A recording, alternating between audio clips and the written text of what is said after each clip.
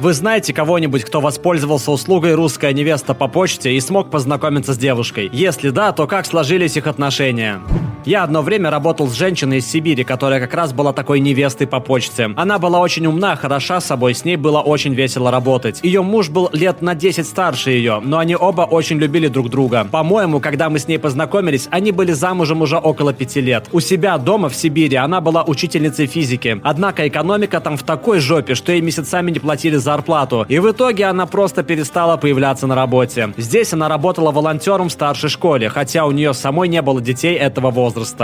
Мой бывший муж женился на русской брачной иммигрантке сразу после того, как мы развелись. Как только она получила американское гражданство, она тут же от него ушла. Где-то внутри я была этому очень рада. У меня есть родственник, который женился на южной кореянке, пока служил в армии. Как только она перебралась к нему в Штаты и получила гражданство, она сделала ровно то же самое. Один коллега долгое время ухаживал по интернету за русской невестой по почте. Они постоянно пересылали друг другу свои фотографии. Однажды он мне показал несколько криповых фоток этой милфочки-блондиночки, на которых она сидела у чего-то типа фонтана в одной лишь полупрозрачной ночнушке. Это уже само по себе, такое. В России что, нет законов о непристойном поведении? Так она еще на половине фотографий позировала со своим 6-летним сыном. На мое возмущение коллега попытался мне объяснить, что у них это в порядке вещей, и что в русской культуре люди так не стесняются своих тел, как мы, люди с Запада. Ага, конечно, приятель. Ладно, не суть. В общем, в один прекрасный день он перевел ей $10 тысяч, чтобы она смогла прилететь к нему, пока мы находились в Южной Корее. Но произошло то, что не удивило никого. Она так и не приехала. Он звонил ей, а в ответ она отмазывалась, мол, то ее турагентство ограбило, то она на самолет не успела и так далее. Как вы думаете, что сделал мой коллега? Во время рождественских выходных он купил себе билет до Москвы, прилетел туда и приехал по адресу, где она якобы жила. Но вот сюрприз, ее там не оказалось. По итогу он провел Рождество в одиночестве в Москве. По возвращению на работу, роняя слезы, он рассказал мне эту историю. Шли дни. Ему снова удалось связаться с ней по телефону, электронной почте. Она сказала ему, что ее отправили на новую должность в Чечню и что она скоро ему напишет. Больше от нее не было ни ответа, ни привета. Через неделю он снова вернулся в интернет на поиски новых невест из России. Она не русская, но все же. Мой дядя 30 лет назад женился на вьетнамской невесте по почте. Насколько я знаю, они по-прежнему вместе. Кто-нибудь объяснит, что это вообще за тема с невестами по почте? Женщины из бедных стран пытаются выцепить себе мужчин из богатых стран с целью свалить из своей страны и получить гражданство в более благополучной стране. Многие из них состоят в довольно сомнительных организациях, эксплуатирующих женщин и берущих с них нехилые проценты. В редких историях успеха невесте все же удается слинять из своей дерьмовой страны, а жениху жениться на красотке, которая при обычных условиях никогда бы не посмотрела в его сторону. Серый бизнес с сомнительной законностью. Я знал одну русскую невесту, которая переехала сюда, в США, и вышла замуж за американца. Она была молода, красива и умна. Они поженились, а через несколько месяцев ее суженый начал бухать и избивать ее. Так как она не знала никого в этой стране, ей пришлось жить в приюте для женщин, переживших насилие, в ожидании своей депортации, так как нахождение в браке было обязательным условием для ее грин-карты. Вся эта история с женихом по почте обернулась для нее боком. Не знаю, что у нее происходит сейчас, я виделся с ней мельком 10 лет назад. Я знаю несколько молодых русских девушек, которые живут в нашей стране, но не спрашивайте, как они сюда переехали. По их словам, в России огромная нехватка достойных кандидатов в мужья, так как многие страдают от зависимости и не работают и так далее. Не все невесты по почте падкие на деньги. Многие действительно хотят встретить хорошего парня, с которым можно построить семью и все такое.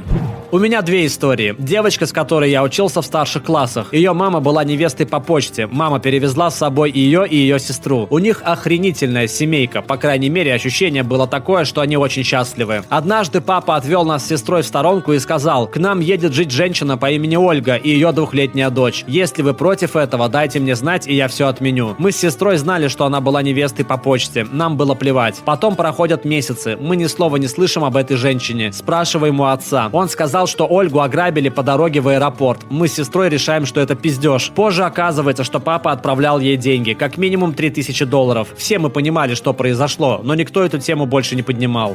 Отношения складываются не очень. У моих родителей есть друг, у которого такая вот невеста. Она в Штатах уже много лет и постоянно на него злится. Я не так хорошо знаком с этим мужчиной, чтобы делать выводы о том, каково с ним жить. Но я знаю, что она не раз бросалась в него вещами и крушила его хату. Но самая дичь вот в чем. Этот друг оружейник и заядлый охотник. Несколько лет назад он взял ее с собой на охоту, и они начали ругаться. И так как чел помешан на безопасном использовании оружия, он никогда не заряжает свои стволы, пока не готов стрелять. Так вот, судя по всему, она взяла его ствол и нажала на курок. Она хотела замочить его, но они по-прежнему вместе, и он все еще жив. Видимо, они разрулили ту проблему. Да как можно восстановить отношения после того, как твоя невеста попыталась, пусть и не смогла, убить тебя? В советской России ты должен попытаться убить своего супруга или супругу. Если тебе это не удается, то ваши отношения становятся крепче в 100 раз. Если все же удается, то ты ищешь нового супруга.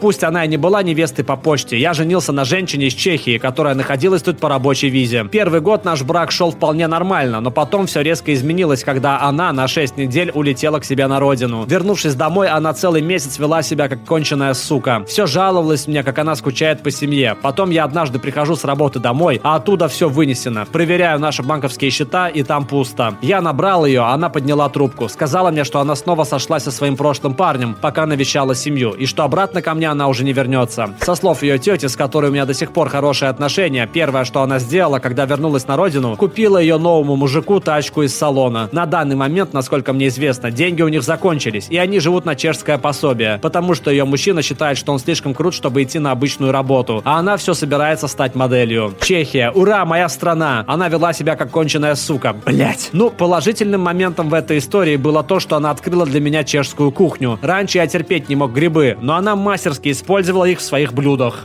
Наш русский друг таким образом познакомился со своей женой. Они счастливы в браке, и у них прекрасный сынишка. Однако мы перестали с ними встречаться, потому что она вела себя как высокомерная сука, отказывалась есть что-либо из того, что мы готовили, и постоянно обращала внимание на то, что мы недостаточно роскошно живем. Еще когда я учился в старших классах, помню, мой сосед так заказал себе невесту. Он тогда был 50 с чем-то летним холостяком. Очень тихий и вежливый мужчина. Просто так вышло, что ему никогда не везло с дамами. К сожалению, эта невеста надолго с ним не задержалась, зато со второй ему повезло. Прошло уже более 10 лет, и каждый раз, когда я навещаю своих родителей, я вижу, как они гуляют по парку со своими детьми. В общем, что не делается, все к лучшему. У нас был профессор с Аспергером, заказавший себе невесту по почте. Он помогал ей получить образование вплоть до аспирантуры, но по итогу они развелись. Мой друг воспользовался этой услугой. Он хороший мужчина, обходительный, образованный, привлекательный, работает за хорошие деньги в IT-индустрии. Но единственной его проблемой всегда было то, что когда он начинал с кем-то встречаться, уже на третьем свидании он выбирал посуду, из которой они будут есть в браке. Как следствие, все американки, с которыми он куда-либо выбирался, бежали от него как от чумы. В конечном итоге он обратился в агентство. Несколько месяцев общался с разными русскими женщинами. Выбрал 3 или 4, которые ему показались самыми интересными и с которыми у него была лучшая совместимость. Полетел к ним знакомиться, и уже через сутки он и его будущая невеста решили обручиться. 14+ лет спустя они все еще живут в счастливом браке. У них 2 детей. Она прекрасный человек, как внутри, так и внешне. Умная, милая и смешная. Видно, что они живут ради друг друга. Можно сказать, концовка как в сказке. Если честно, я очень удивлена, что все сложилось так замечательно. Я встречал пару мужчин из этой серии. Один из них был уже довольно старый, вроде 72 ему было. Перевез в США 45-летнюю россиянку. И для него это было выгодно, и для нее. Позже она также перевезла своего сына, свою мать и даже собаку. Собаку, кстати, перевезти было сложнее всего. Это было примерно 8 лет назад, и у них по-прежнему все хорошо. С собакой тоже все хорошо. Это же русская собака, конечно, с ней все хорошо. А есть такое понятие, как канадские невесты по почте? Я бы с радостью стала такой невестой. Мой знакомый женат на украинке, которая изначально переехала в США к другому мужчине. Она была невестой по почте, но с тем мужчиной у них ничего не вышло. После того, как с браком у нее не сложилось, она получила временную рабочую визу, так как больше хотела жить в США, чем в Украине. А мой знакомый встретил ее, когда они работали на одну компанию, занимавшуюся кейтерингом. Он очень талантливый фотограф, и на тот момент его карьера как раз начинала взлетать. Так что, когда она пришла на работу, было уже понятно, что в кейтеринге он проработает недолго. Они начали встречаться, он по уши в нее втюрился, а потом они поженились, чтобы она смогла остаться в стране. С тех пор прошло 3 года, они все еще женаты, но для всех довольно-таки очевидно, что он влюблен в нее гораздо сильнее, чем она в него. Он помог ей с учебой в кулинарной школе, и теперь, когда ее карьера пошла вверх, мы с друзьями начинаем подозревать, что где-то на горизонте виднеется развод. Довольно грустная ситуация, которая разворачивается прямо у нас на глазах. Большое спасибо за просмотр. В комментариях под видео пиши свои похожие истории, и не забудь посмотреть наши другие видосы. Пока!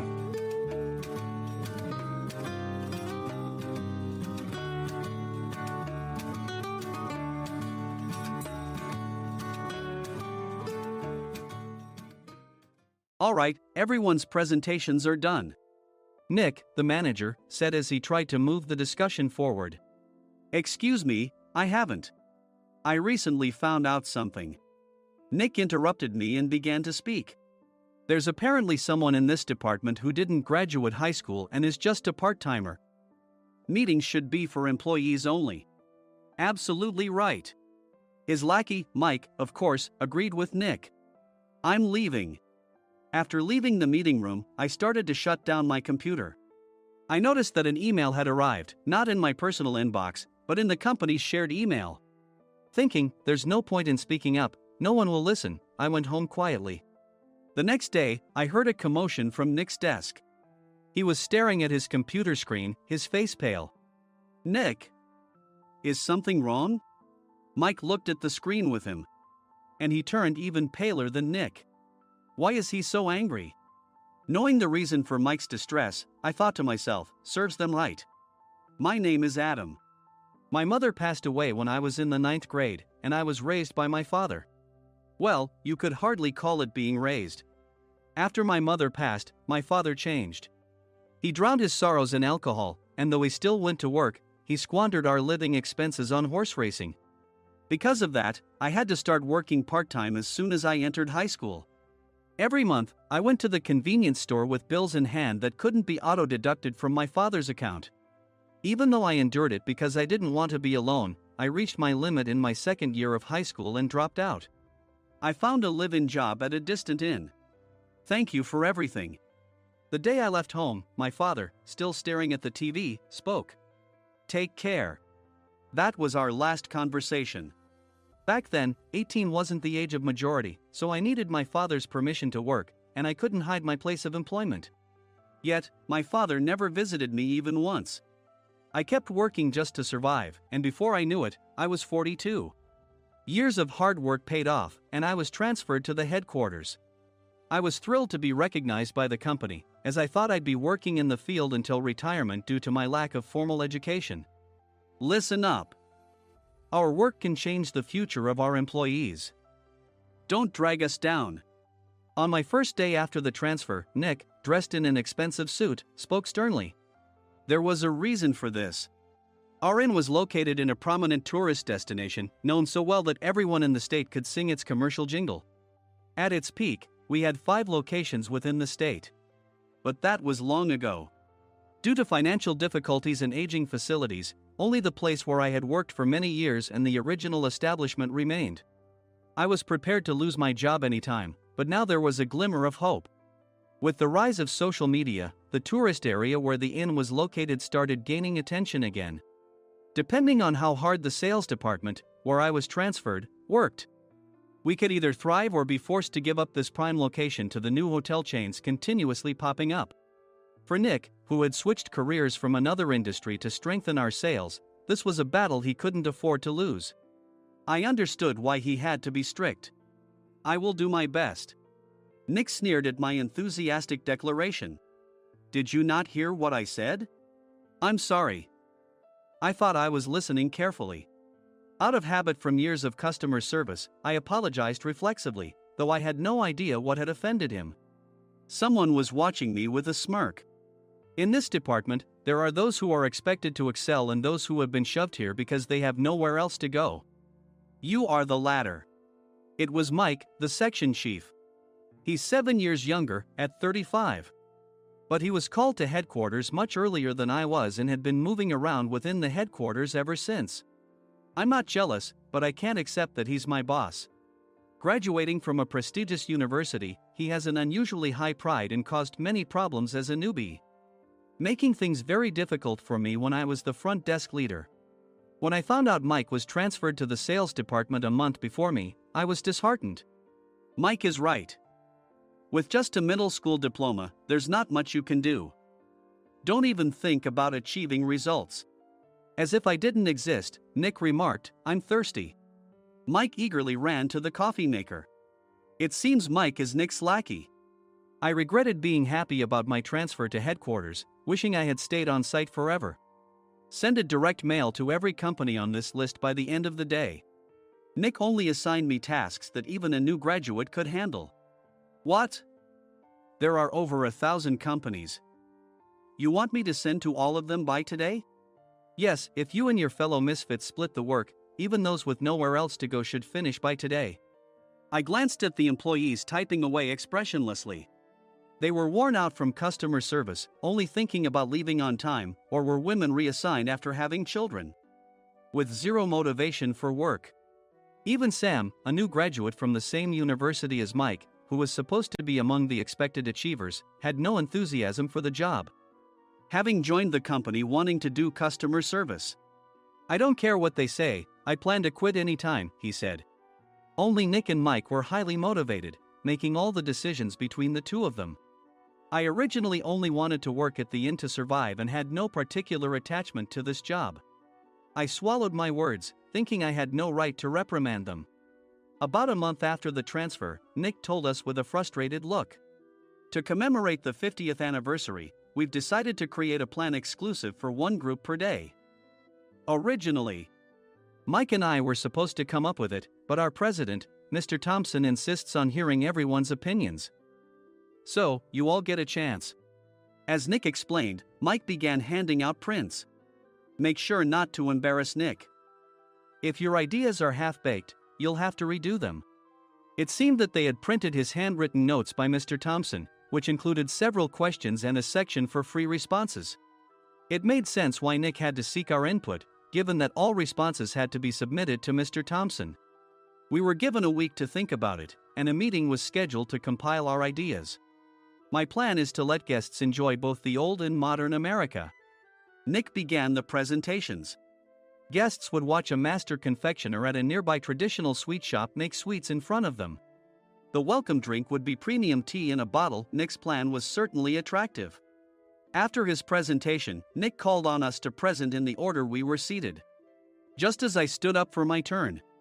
All right, everyone's presentations are done. Excuse me, I haven't. I recently found out something. Nick interrupted me. There's someone in this department who didn't graduate high school and is just a part-timer. He was likely talking about me. I joined the company as a part-timer and was made a full-time employee when I turned 20. That was 20 years ago, so Nick and Mike probably had no chance to know until recently. Meetings should be for employees only. Absolutely right. After that, Nick kept creating opportunities to solicit everyone's opinions, purposefully excluding me from speaking. The meeting unexpectedly heated up and went past the scheduled end time.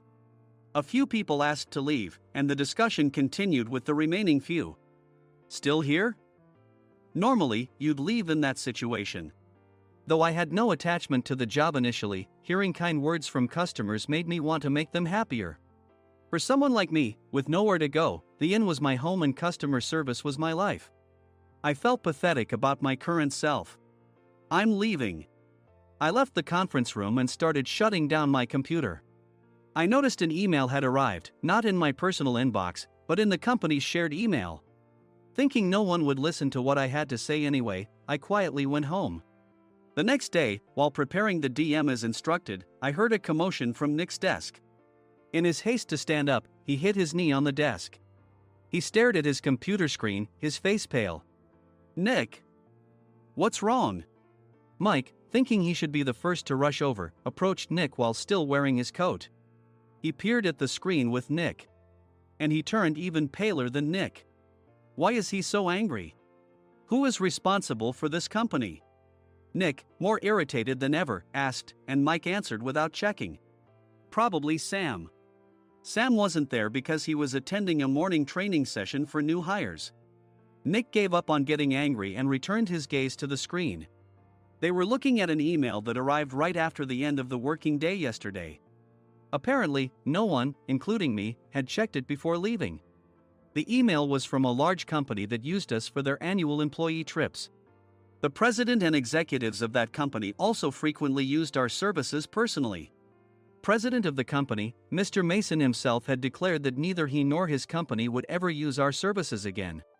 Well, some companies cancel their employee trips or stop using our services due to financial struggles. Let's just move on. Mike kept wiping the sweat from his forehead with a handkerchief. Knowing why Mike was so agitated, I quietly watched their interaction. Do you know how much revenue we get from that company? We can find other guests to fill the rooms, but we'll lose the banquet costs, gift shop revenue, rental car fees, and more. Moreover, the gifts were supposed to be prepared by the traditional confectionery shop involved in Nick's proposed plan. If it's known that we incurred such a huge loss at this critical time, Nick's position in the company would be jeopardized. Nick took a deep breath, seemingly trying to calm himself. All right, Mike. Go to New York right now and apologize to Mr. Mason. What? You're coming with me, right? I have urgent work to do. I trust you, which is why I'm entrusting this to you. Please. Mike, believing Nick's sincerity, agreed with a determined look on his face, saying, yes. That's Nick for you. Even if Mike went to apologize, Nick would shift all the blame onto him if the client didn't change their mind. Well, it was Mike's fault to begin with, so it served him right. About 3 hours later, Sam answered a call from somewhere and repeatedly apologized, saying, I'm very sorry. Everyone watched to see what was happening. After ending the call, he informed Nick with a weary tone. When Mike arrived at the client's company, he only made things worse, further infuriating Mr. Mason.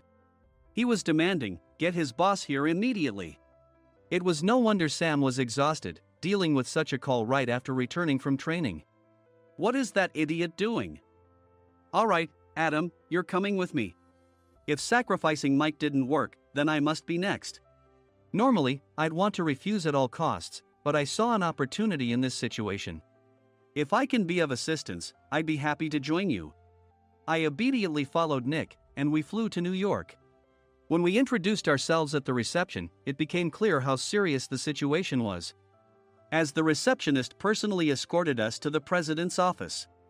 Angry voices leaked through the door, making both Nick and me uneasy. Excuse me. I'm Nick, the supervisor. I understand my subordinate has caused you trouble, and I deeply apologize.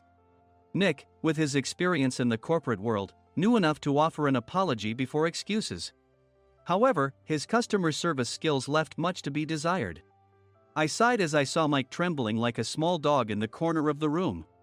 What kind of training are you giving your subordinates? Mr. Mason glared at Nick with a red face.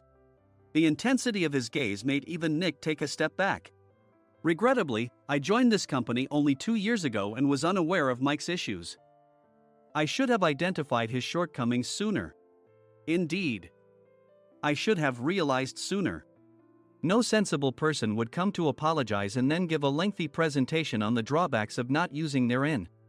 Nick froze, his mouth slightly open. Suspecting the worst, I picked up the documents that had fallen to the floor. It seemed Mike hastily prepared these documents on the plane, listing the disadvantages. Disadvantage 1: if you change the venue for the company trip, employees might suspect it's for cost-cutting reasons, leading to a negative impression. Reading it aloud half-jokingly, Nick snatched the papers from my hand and checked the contents with a furious expression. Among the stack of documents was a receipt from a nearby convenience store's copy machine. I felt a pang of dread, hoping he hadn't shown the receipt as well. What do you think he said when I asked what kind of nerve he had to do this? I'm very sorry. Faced with the dire situation, Nick must have thought there was nothing left to do but apologize. In a voice smaller than I'd ever heard from him, he uttered words of apology. He said, I'm a Harvard graduate. I don't believe I said anything wrong. Mike, what have you done? Forgetting his plan to pin the blame on Mike, Nick yelled loudly, even in front of Mr. Mason. I didn't do anything wrong. You're still saying that? Look at him. Mike pointed at me with a shaking hand. I was assigned to headquarters in my 20s and now I'm a section chief. This guy only made it to headquarters at 42. Everything I've done proves I was right. So why are we losing the contract? Having said his piece, Mike collapsed to the floor. Of course. You were sent there because you had nowhere else to go. Mike never expected to hear such words from someone he looked down upon. He lunged at me, and Nick hurriedly stepped in to stop him. Mr. Thompson told me Mike is a quick thinker, and to take good care of him. There's no way he was pushed aside. Don't make things worse here. He didn't say quick thinker, he said only quick-witted, didn't he? I don't remember that part. I recalled the many troubles Mike caused when he was a newbie. When Mike was on the front line, his pride was so high that he never apologized to customers. Customer service, especially in our job, doesn't work alone. It brings both good and bad situations.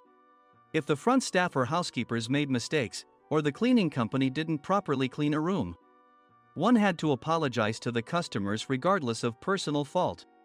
Mike, in such situations, would never apologize, insisting he wasn't at fault. This often angered customers, and as the front desk leader, I frequently had to apologize on his behalf. He caused complaints and disrupted operations, which is why he was quickly moved to headquarters. In departments where he didn't interact directly with customers, his quick thinking was beneficial and things went well. But it seemed his flaws were starting to show. Corporate reservations are supposed to be entered into the system by the sales representative. But a quick check yesterday revealed that more than 10 items were missing from the client's reservation. The handover document clearly stated what needed to be prepared. Why didn't you enter it into the system? Why do we have to give them special treatment? Filling rooms near the banquet hall, setting up all the food in advance. Specifying the brand of wine, they're too demanding. No wonder he always angered customers, I thought, feeling a headache coming on. Grouping them in rooms near the banquet hall is for our benefit too. It makes it easier for the staff to set up beds and serve breakfast since everyone's schedule is synchronized. As for the other requests, Mr. Mason suggested them to lighten our load. I didn't know that. Nick finally seemed to realize that Mike was the one who had angered the client. What did you say to them? I just told them we wouldn't give them special treatment anymore. We shouldn't waste effort on things that don't bring in money. I was utterly exasperated at his lack of understanding of customer service. Of course, we shouldn't comply with unreasonable demands. But carrying over successful practices from past stays makes customers feel remembered and enhances their experience. Good memories encourage repeat visits. That's part of our job. I looked down at Mike, who was sitting on the floor. In our job, nothing is a waste. Mr. Thompson likely moved you to the sales department, hoping you'd finally understand this. How do you think he feels now that you've failed to meet his expectations? Mike, tears in his eyes, fled the president's office. I was amazed he still hadn't apologized. You have it tough, Adam. It's okay, we're all employees of the same company. I deeply apologize for this disrespectful incident. Especially after all the care you've shown us. If it weren't for you, Adam, I really would have stopped staying here. When I heard you were moving to the sales department, I was willing to reconsider if you handled it. Seeing us talk so amicably, Nick's face contorted. Do you two know each other? Adam's service is excellent. I always requested him specifically. Normally, we don't accept specific staff requests, but we made an exception for Mr. Mason, adjusting my shifts accordingly.